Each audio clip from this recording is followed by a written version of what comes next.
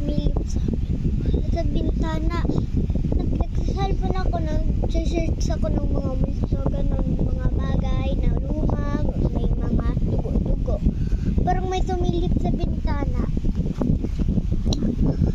Parang nakaganto. Ano, dugo-dugo yung mukha niya.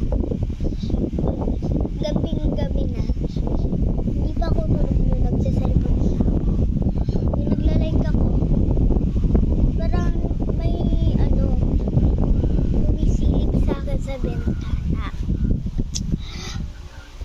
Yung mukha niya parang normal, pero parang hindi ako namumukhaan sa niya.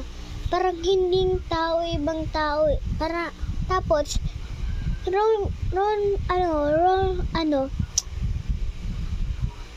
normal naman siya. Pero sutot ko nga, sumilip sa akin sa bintana. Kaya hindi ako namumulat. Hindi ako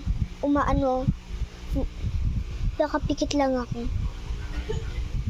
Para hindi ko makita mukha. Yun lang guys, kakatakot.